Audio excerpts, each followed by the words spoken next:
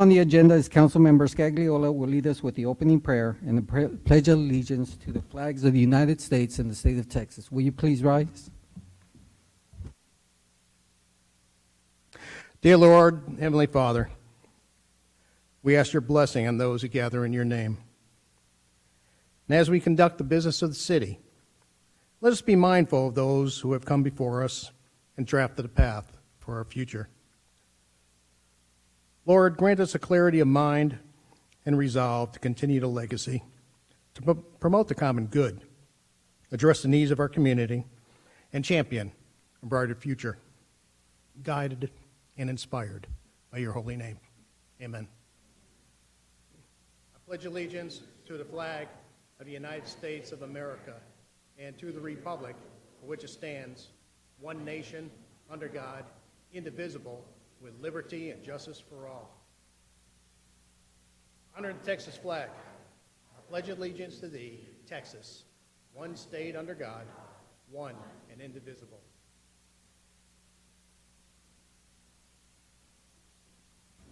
Thank you, Councilman. We'll continue with a proclamation of Career and Technology Education Month. I'll come down there.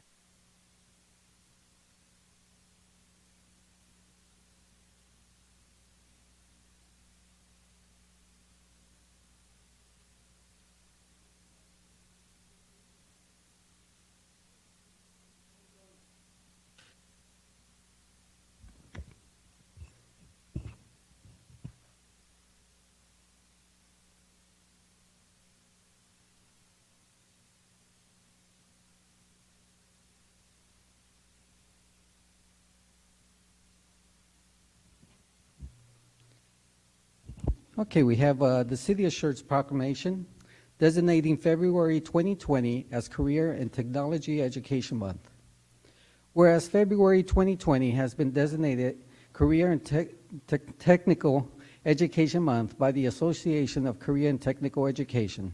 And whereas Career and Technical Education offers students the opportunity to gain academic, technical, employability skills necessary for true career readiness. Whereas students in career and technical education programs participate in authentic, meaningful experiences to improve the quality of their education and increase their engagement and achievements. And whereas career and technical education provides students with career exploration opportunities early in their educational experience, which enables them to make informed, beneficial decisions about their academic coursework and pursue established programs of study and career pathways. And whereas leaders in businesses and industries nationwide report increasing challenges related to addressing the skills gap and connecting qualified professionals with available careers in critical and growing CTE-related fields, including healthcare, energy, advanced manufacturing, cybersecurity, information technology. And whereas career and technical education provides students for these and other fulfilling careers by offering them integrated programs of studies that link secondary and post-secondary education and lead to attainment of industrial recognized credentials. And whereas career and technical education programs ensure that employers have access to qualified and thriving workforce, ensuring America is a strong and competitive economically. Now, therefore, I, Ralph Gutierrez, Mayor of the City of Schertz, do hereby proclaim February 2020 as Career and Technical Education Month in Schertz, and urge all citizens to become familiar with the services and benefits offered by career and technical education programs in this community, and to support and participate in these programs to enhance their individual skills and productivity. Ms. Mays, I want to go ahead and present this to you.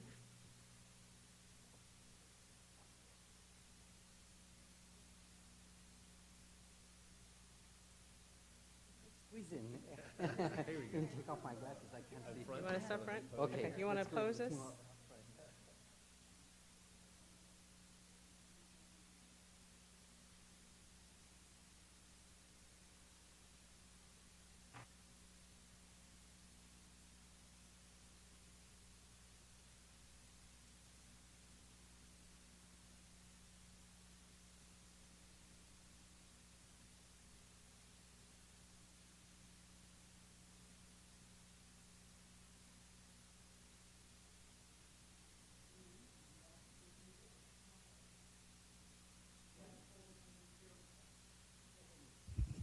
turn the mic over so you can say a couple words here. On behalf of all the CTE organizations present, FFA, TAFE, FCCLA, and DECA, we greatly appreciate the recognition of CTE Month for this month. And thank you. Thank you.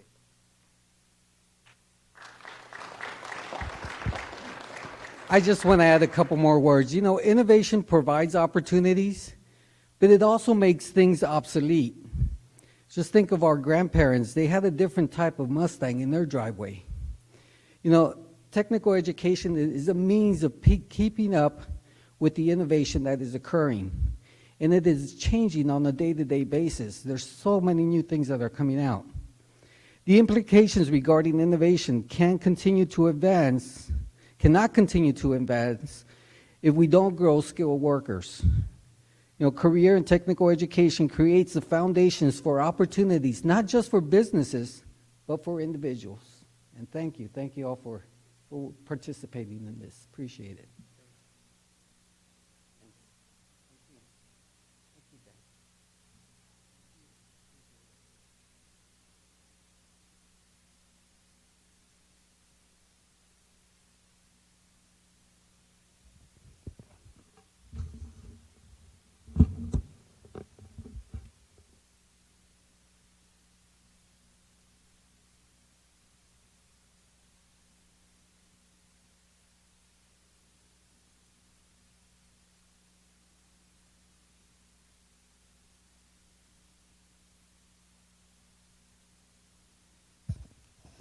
We'll continue with the city events and announcements. Announcements of upcoming city events.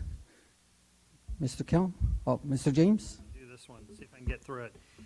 Just a reminder that kicking off this Friday and then Saturday as well at 10 a.m. is the Schertz Library Winter Book Sale. For only $5, you can fill a bag with books from a selection of hard back and paperbacks, kids' books, cooks' books, everything you like. So again, that's Friday and Saturday. Also on Saturday, February 29th, the 10th annual Schertz Selma Salute to Service Members 5K Walk, Run, and Roll. That benefits Operation Comfort. It's at the Bluebonnet Palace, 17630 Lookout Road in Selma. Again, if you want more information, call 210-826-0500. As a reminder, next Tuesday we will not have a council meeting due to the primary election occurring. Saturday, March 7th, is the Kick Cancer Pep Rally and 5K Run. That's the rebranded Willencheck Walk. It's at Pickerel Park this year instead of the Clemens High School. 8 a.m. check-in, 9 a.m. start time, and you can go to Schertz.com to register in advance. And then we'll be back with council on Tuesday, March 10th at 6 p.m. Thank you, Mr. James. Next is announcements and recognitions by our city manager, Dr. Brown. I only have one tonight, Mayor, and that would be to thank our Parks Department, Lauren Schrum, Mary Spence, and their staff for a great job on the Daddy-Daughter Dance. Last Friday night, I'm sure others will comment on that as well, but I just thought they worked really hard. They did a tremendous job with all the decorations. A lot of creativity went into it, so appreciate all that they did to make that a great success. Thanks. Thanks again to our city staff for helping in that event. Next, we'll have announcements and recognitions by the mayor. I have none. We'll continue with the hearing of residents. No one signed up, so we move to the consent agenda items. Item number 1, the approval of the minutes of the regular meeting, February 11th, and the minutes of the special meeting on February 18th. Item number 2, resolution number 20R23, a resolution by the City Council of the City of Schertz, Texas, authorizing purchases up to $185,000 for Stryker and other matters in connection therewith. Item number 3, resolution number 20R20, a resolution by the City Council of the City of Schertz, Texas, authorizing the acceptance of the 2019 Racial Profiling Report and other matters in connection therewith. Item number 4, ordinance number 20D03, an ordinance by the City Council of the City of Schertz, Texas, providing that the Code of Ordinance of the City of Schertz, Texas, be amended by revising Chapter 86, Article 5, Section 86-149, parking prohibited, removing the no parking on the Green Ridge in the Fairhaven subdivision, and providing an effective date. This is also our final reading. Item number 5.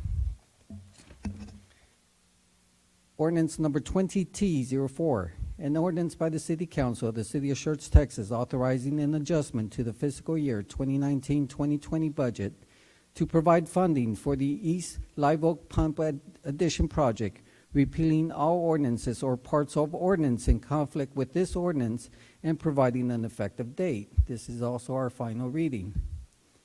Item number 6, ordinance number 20D05, an ordinance by the City Council of the City of Schertz, Texas, providing that the Code of Ordinance of the City of Schertz, Texas be amended by revising Article 5, Section 86-149, parking prohibited, establishing a no parking zones on FM 2252 on the approachments of the railroad tracks crossings and providing an effective date.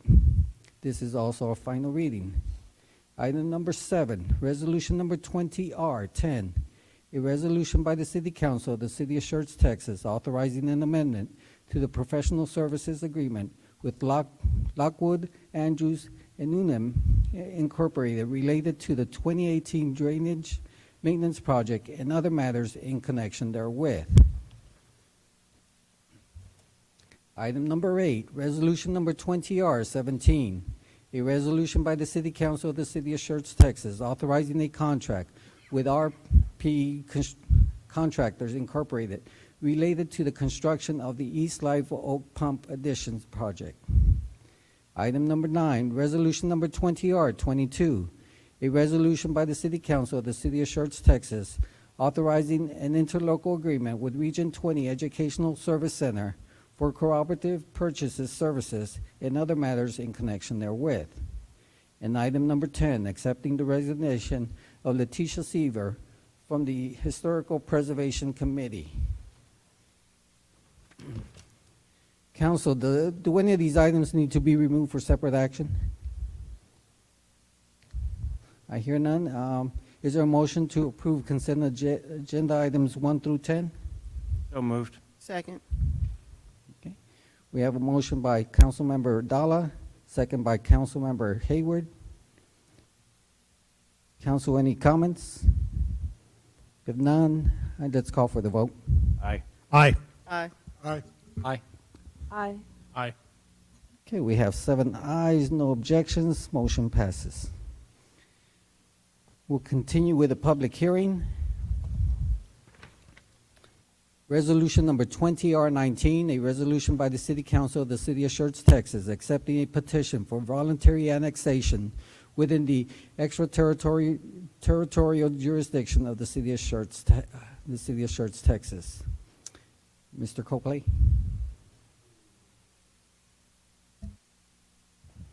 There we go. Now it's on. All right. Good evening, Mayor, Council. As you said, this is a petition for voluntary annexation for around a half an acre of land located off I-10. This is the current zoning map within the city. This is the property that's subject to the petition of the resolution here outlined in green on I-10. Right here is about halfway between FM 1518 and Trainer Hill Road. A little background on the property. A delayed annexation development agreement was executed for the larger 86-acre parent tract here in July 2010. This agreement between the City of Schertz and Riedel Acquisitions was to be in effect for a 10-year period, so it would have expired in July of this year, so 2020. Since the execution of this agreement, more recently, the City of Schertz purchased approximately half acre, this subject property, off the original parent tract and has submitted a petition for voluntary annexation of the subject property through this letter seen on the screen. Upon City Council's acceptance of the petition for voluntary annexation, the City will go ahead and initiate the necessary annexation and zone change proceedings. Just to be clear, the adoption of this resolution accepting the petition for voluntary annexation doesn't actually annex the property immediately into the city. It just allows council the opportunity to annex the property by future ordinance. And right now, that future annexation ordinance is scheduled for the March 10th City Council meeting, and it'll be followed by a zone change ordinance to rezone the property to public use district, to be able to utilize it for a lift station as part of the Woman Hollering Creek lift station wastewater line project. The approval of the resolution itself does not necessarily have a financial impact on the city. However, the official annexation of the property does, the one that will come up in March. Once annexed, the city must provide services to the subject property, such as fire protection, police protection, EMS, water, sewer, street maintenance. But the financial impact of annexing the subject property now will not be significantly different than the original plan of annexing the subject property in July of this year. As per the delayed annexation development agreement executed roughly a decade ago, all of those provided services will have been planned for. With that being said, staff is recommending approval of the resolution, and we can take any questions. Thank you. Okay, thank you. Council, the floor is open for discussion. Mayor, you need to open the point of public order. hearing. This is a public hearing? Yes. Oh, I'm sorry. This is a public hearing. I am so sorry. Let's go ahead and open the floor up for a public hearing. Is there anyone that wants to address the council? I see no one's approaching the dais here. Second notice? No. Final notice? Public hearing is closed. Thank you, Mr. Dalla. Okay, council, floor is open for discussion. No discussion. Okay, is there a motion? Yeah, I make a motion to approve Resolution 20R19. Okay. Second. Okay, motion's been made by Councilmember Larson, second by Mayor Pro Tem Davis. Council, any other comments? If none, I call for the vote. Aye. Aye. Aye. Aye. Aye. Okay, we have 7 ayes, no objections, motion passes. Okay. Our City Secretary, Brenda Dennis, will now provide the roll call confirmation. Yes, sir. Consent agenda items 1 through 10. Motion was made by Councilmember Dawes, seconded by Councilmember Hayward. Mayor Pro Tem Davis, Councilmembers Scott, Larson, Dalla, Scagliola, Hayward, and Brown voted yes. No one voted no. Motion passed. Item number 11, resolution number 20R19. A motion was made by Councilmember Larson, seconded by Mayor Pro Tem Davis. Mayor Pro Tem Davis, Councilmembers Scott, Larson, Dalla, Scagliola, Hayward, and Brown voted yes. No one voted no. Motion passed. Okay, thank you, Ms. Dennis. We'll proceed to item number 12, City Council Code of Ethics, discussion regarding the City Council Code of Ethics and possible amendments to the Code of Ordinance to create an Ethics Commission. Mr. Santee, you have the floor there. Council will recall some time ago there was discussion here on more than one occasion about possible need to revise your code of ethics and specifically look at a process whereby ethical violations would go before an ethics commission. That's not something you currently have in place, and the makeup of the council has changed since that first discussion. And so we were in the process, I was in the process of putting something together for Mayor Carpenter when he left office, and then in visiting with Mayor Gutierrez after he came on board, it was decided that, yeah, go ahead and finish up what we were working on and bring that forward for discussion. When this, the very first draft of this was a little more expansive in what the Ethics Commission would have jurisdiction over, in that it included it also included alleged ethical violations of staff and officials, appointed officials. That was in keeping with many of the Ethics Commission ordinances in your surrounding communities. It's fairly common in those in nearby communities. We removed those provisions. There might be still a couple in there that Councilman Davis caught, and I have since removed those, but there might still be a couple of references. But those should not be in there. So in your review, if you come across those were not intended to remain. I think we've gotten most of those out at this point.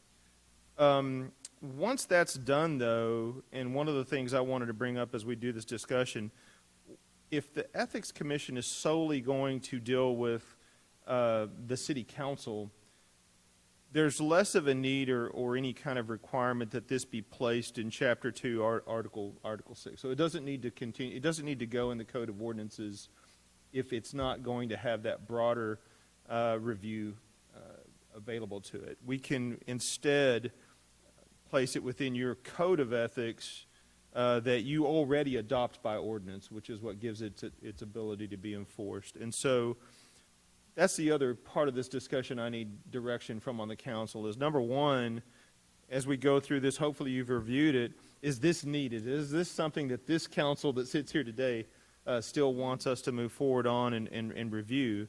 And then second, is this only going to deal? Is it your choice that this only apply to the city council itself? And then third would be, should we place this just within your code of ethics, which we'll have to make changes to that to accommodate a commission. Right now, that's not the process, and and as y'all know, I did not even begin that work until I have direction on the first part, whether or not to even create this body.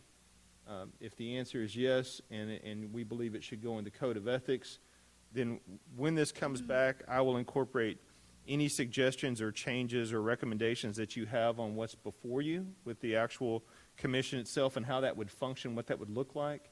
And we would incorporate that into your code of ethics, and it would replace some of the provisions that are in there for the way those complaints are handled now. If y'all recall, and for those who were not yet on the council, much of this grew out of a I don't know if frustration is the right word. I can't speak for the council at the time, but just this idea that if something is brought forward, the process was set in stone on how that was going to take place. And the way it takes place in your current code of ethics is it's dealt with here. It's dealt with at these council meetings. And there's going to be a closed session, and then there's going to be coming out here, and there's this air about it that may not even if that complaint or whatever the thing that's being reviewed has no merit, the ultimate decision is it's without merit. So the whole idea is to try to have an independent body in conjunction with the city attorney or someone else, if you want someone else, will make that first determination as to well, actually, the way this is written, the city attorney would even determine whether or not it even has enough merit for a commission to review. And then the commission would have the opportunity to decide whether or not it has any merit as well before anything is ever recommended to be done. And it takes it off of the council to have to deal with or do that with on your fellow council members that sit up here. And instead, you're receiving recommendations from an independent commission that you've each had an opportunity to appoint a member of. And if you've read through it, it's the due process element is there, and any person has the opportunity to be represented in any of these conversations or administrative proceedings that take place. There's opportunities at every step along the way to handle this in a matter that won't end in a full administrative hearing. And even if it does, that administrative hearing can be done in private or public at the person's choosing, the way it's written now. And again, this was modeled after some that Mr. Zeck had previously put together, as well as ones that we've done for some of the surrounding communities. And then that was pared down to what I believed my directive was, which was to try to keep it straightforward and simple, but recognizing due process. So that's what's before you, and I'm happy to discuss any of the provisions in here, or if you've reviewed it and take any direction on how you want to move forward. All right, council, the floor is open for discussion. Councilmember Scott. Alrighty. I was taking notes as you were going along. Is it needed? I'm glad you gave us a little bit of background information about it. I would like more details. I don't know if this is a time or place, but I kind of pride ourselves in Schertz of not having the problems that some other cities have had. I think our council is very amicable and gets along, and we can agree to disagree. And whenever I saw this, I was a little alarmed, like, oh my God, what's happening? What's this all about? And I understand damage control. I know it's a part of life. I know big corporations go through scenarios because it's not if, it's when, et cetera, et cetera. That was my number one. Is it needed? I don't have an answer, and I would like to discuss that further. Number two, does you asked, does it only apply to city council? Okay, and I kind of would like to explore that as well. I think everything rests on is it needed or not, frankly. I know I'm talking a lot, but I don't know where to go from here. So, Mayor, give me some direction, please. Okay. Well, let's, Councilmember Scagliola. Yeah, I remember the desire to be able to do something to address a baseless allegation, because we really didn't have an effective way to do it. Our charter says things are necessary to do in a sequence, and what was interesting is just the process of doing that tended to add credibility to a baseless allegation. So we're thinking, well, maybe there's a better way to do it. I don't know if the creation of a new committee, though, is the best way to do it. I don't know. I don't like the idea of compounding bureaucracy any more than necessary. You know, if we can streamline the process, we went down this path because of a single case, to the best of my knowledge. Perhaps we could address it case by case. I think, if nothing else, it does belong within our code of ethics for us to address this situation. But I don't know how you can make that binding without putting some type of verbiage in the in our charter, even, because it was almost like our hands were tied. We had to go down this road, whether we thought it was necessary or not. But this is a lot of bureaucracy to deal with. There must be a simpler way. That's all I have, sir. Okay. Well, let me just clarify a couple of points before I recognize Councilmember Hayward. There is no process. Any allegation can be brought up against any council member here, and there is no process to see whether or not there's any merit to that allegation.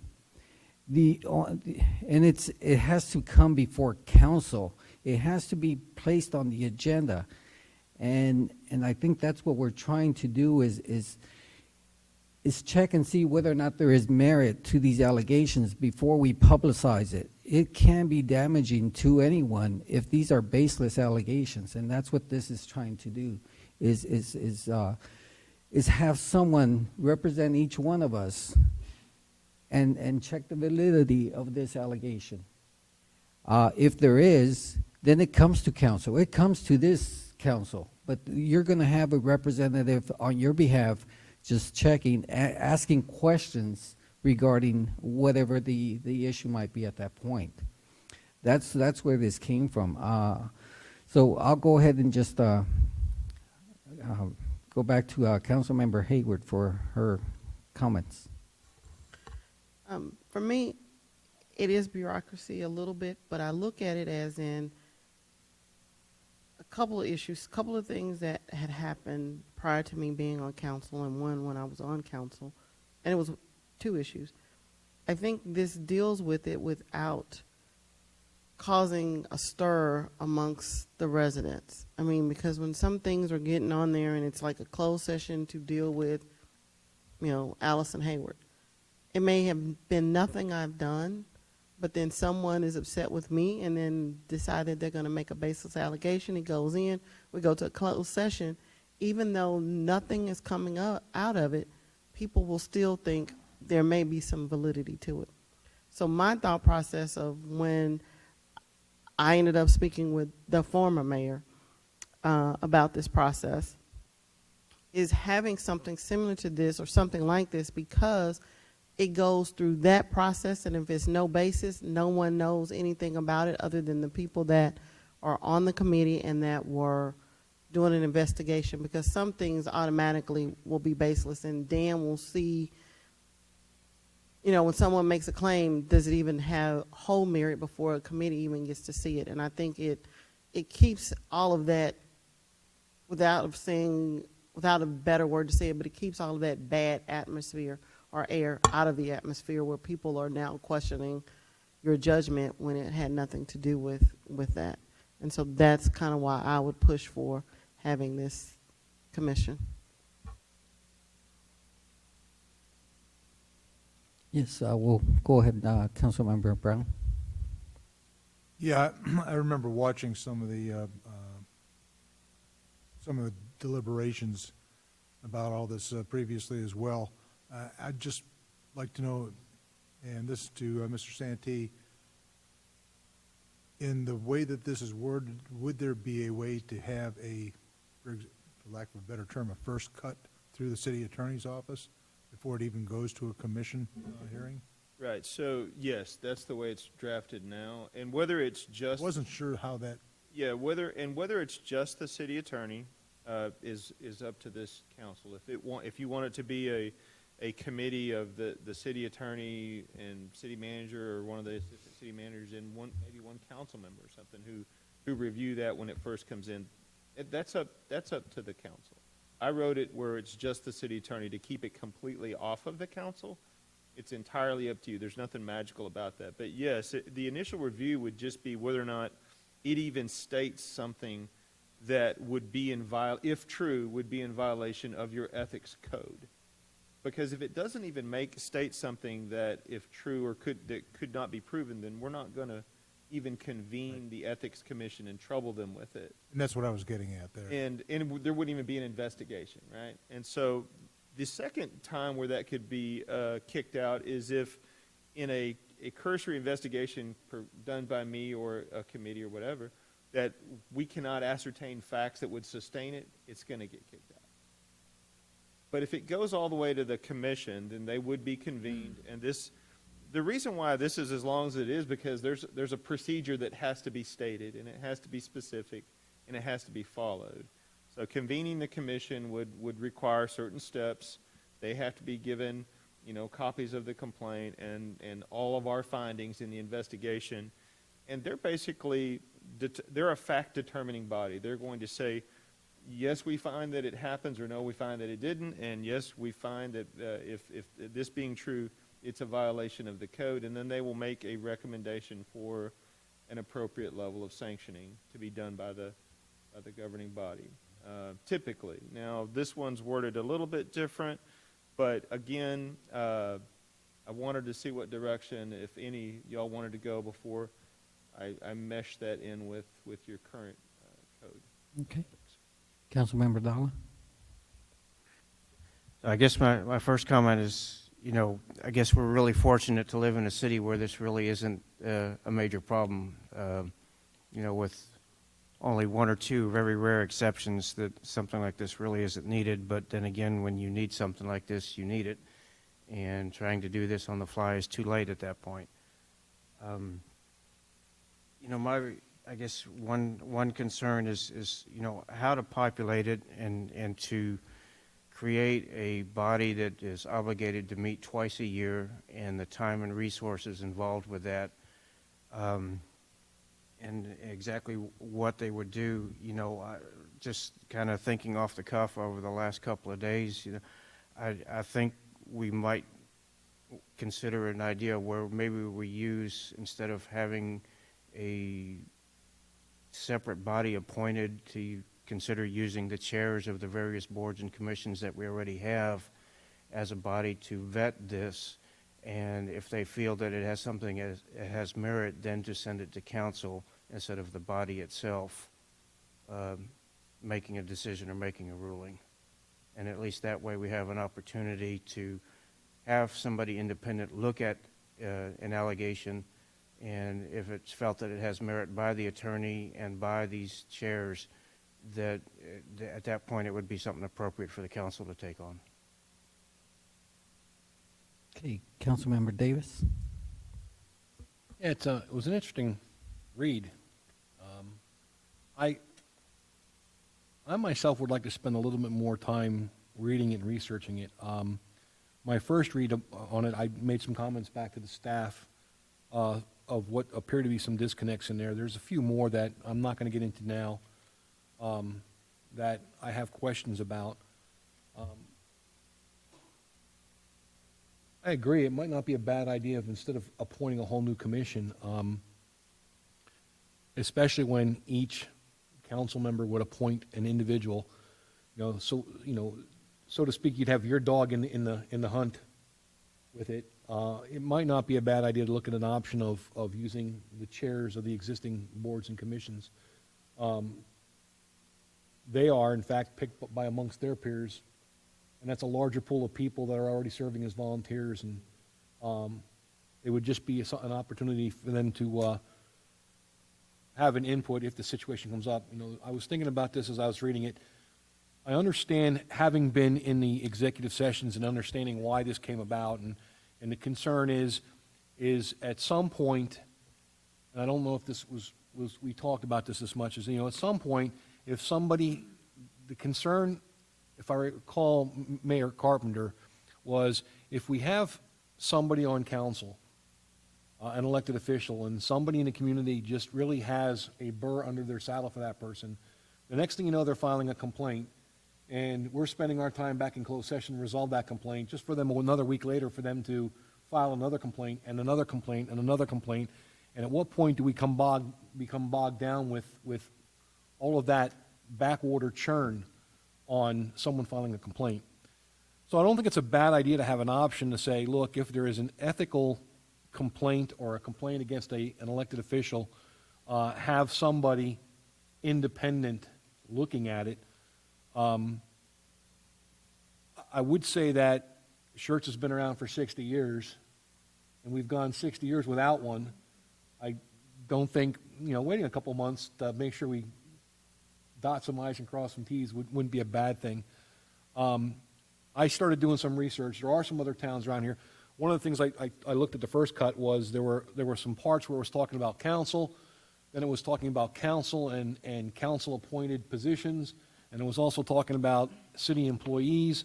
It's interesting because I started doing some research online, and I actually found other towns around us that have ethics commissions, to include San Antonio, San Marcos, El Paso. So I really wouldn't mind taking the time to read some of those other cities, what they have as far as their ordinance, what they have for their guidance, for their commissions, and see how it might be applicable to us. I don't think it's a bad idea. Again, I hope we never get to the point where we've got that kind of an issue amongst ourselves. We haven't so far, I don't think. And I don't think we've had a problem being open and honest with our residents, where residents have gotten to the point where they're just filing never-ending complaints against the council. So, again, my recommendation is I don't think it's a bad idea. I wouldn't mind continuing to talk about it, but I personally would like a little bit more time to read this in depth. I even had a copy pointed out so I can do some pen and ink to it. And I would like to do some comparisons to other communities to see what they've got and how they handle it. Okay, Councilmember Hayward. The appointment for each council member, am I correct, is that would be your representative in case it was something that was concerning you, and they would be the person that would go on your behalf so that you're not in there? No. It's just so that each member has a representative on that commission. Okay. Any other comments? Councilmember Scott. Yeah, thank you so much, by the way, Mayor Gutierrez, for taking that. It was kind of getting away from me. And also Councilwoman Hayward about the baseless allegations. I'm kind of with Dr. Scaglia. You do have to be careful when you create a bureaucracy, because then you have to live in it. And life's pretty bureaucratic as it is. With that being said, we should have some recourse, because in today's political climate, it is enough to simply be accused. That can bury you in your career, because I believe there are innocent people that have had terrible damage to their careers because of a vindictive person with an axe to grind or whatever, and God forbid that ever fall on any of us. And so I loved what Councilman Davis said about researching it more. My concern about appointing the individual is they're going to be sympathetic to you, and plus that's a lot to ask for somebody who didn't necessarily sign up And with Councilman Dalla, I love that idea to use our existing boards who are volunteering. I think that's a fabulous idea. But again, thank you, Mayor. That was a very, very good direction. It was getting away from me, and thanks for bringing it back. Okay, any other comments? Just have a couple of things. From what I could gather, I think this appendix or whatever amendment is strictly for the city council. I think I have a consensus on that. We also have a consensus of the chairs of the committees will probably be the ones doing the evaluation. But I would like to add that that person that is accused be able to face that committee to explain what the circumstances were. They'll get a better understanding before it comes to council. And I also have a consensus that we need a little more time to review this, so I don't think we'll take any action. But those are the major points that I saw. It's an appendix to our code of ethics. It's for city council only. The chairs of the committee with council representing themselves to explain the situation. And I have a consensus on that. I don't think I have any objections on that. We can't, okay. So that's, I guess that's the direction we want to go, Mr. Santee. So one of the other things I can do is I have several of these type of ordinances from other communities. I'm happy to, I will get those to Brenda to distribute to the members of the council. The one in the ethics ordinance in Live Oak in New Braunfels we put together.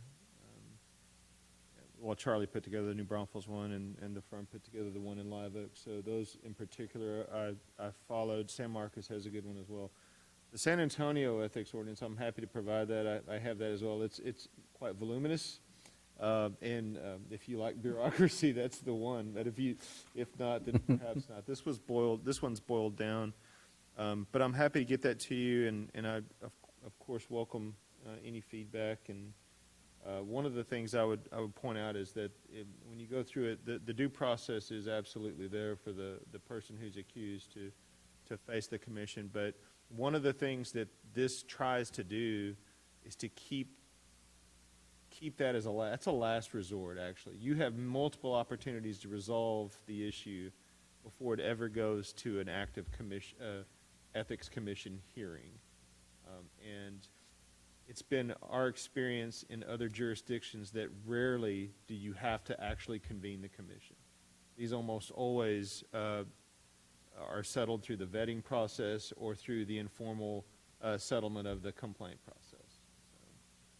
Okay, all right. We'll go ahead and hold off until I would say, based on all the information that council has to read, we'll probably won't see it until the May agenda, somewhere around there. We'll figure that out once all that information is disseminated to the council.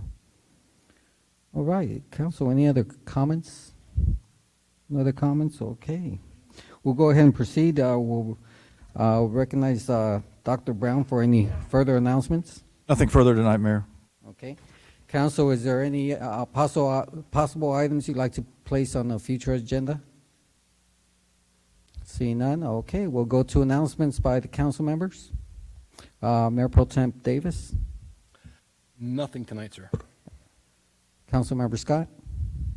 I did enjoy the Council on the Go. I thought that was put together just totally wonderfully. And where I work, there are several people from Schertz, and the feedback has just been very, very warm and welcoming. It's been fantastic. Good job. Okay. Councilmember Larson. Nothing, Mayor. Councilmember Dalla. I've got a few items from the last couple of weeks. I did go to the Council on the Go meeting. Appreciated that effort by staff. It's nice to visit that fire station again. Attended the chamber luncheon there with the State of the Cities, and I think Dr. Brown has a great opportunity to be an actor once he retires. Also went to the senior center there, helped them with their third Wednesday bingo session. I got to call a couple games. That was a lot of fun. Attended the chamber mixer there with the South Texas Radiology Imaging Center on Schertz Parkway. They've been there for almost 10 years, and you'd never know it driving by there because you can't even see them, but they've got a great facility there. Did a coffee with council Saturday morning, and then was invited to participate in book readings with the book premiere at HEB at 2 and 4 p.m. With the book She Is Enough. And then finally this afternoon, I was able to attend the plaque presentation at the chamber offices for the Cibolo Enrichment Foundation. Okay. Councilmember Scagliola. Yeah, last Thursday I went to the SSLGC, and I just want to give a shout out to the employees and the members of that board. I was really impressed with some of the information that was presented. Our hydrologist got up there and reported that we have anywhere from about 70 to 200 years worth of water in some of the wells we had, and we are nearing completion on our on getting the rights of way for our parallel pipeline, so that we can get a hold of that water. That's probably going to be needed. Being in Texas, tends to get hot around here, and water is life. So, like I said, I was impressed. It's an exceptional local government corporation. That's all I have, sir. Okay. Councilmember Hayward. Yes, I did a chamber leadership. I think I mentioned that, but a chamber leadership doing education. I did the surprise retirement for Esther.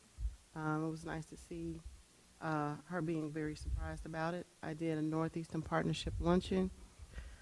I did the gun automotive group share. They were given Roaring 20s party and for the seniors in Cibolo. That was a lot of fun. JBSA Alliance meeting in San Antonio at Fort Sam. Did the chamber luncheon. I did bingo at the senior center. That's always a lot of fun. Did the Cibolo Enrichment Foundation event that was held at HEB. The daddy-daughter dance, that was absolutely amazing, and to see how many people we actually got in the Civic Center to dance with the dads. It was about 500. They did an awesome job doing that.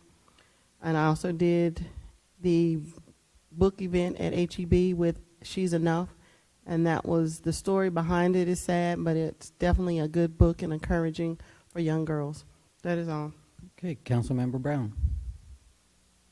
Again, shout out to the city. Great job with the Council on the Go. It's always good to see our different departments out there advertising for themselves. It's all good. And it was really nice to see.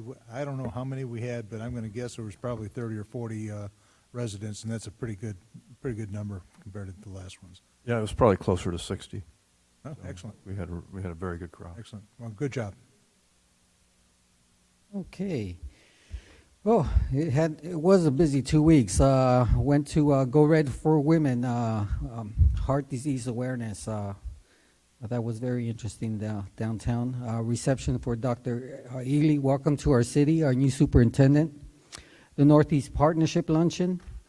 Gun Auto Show.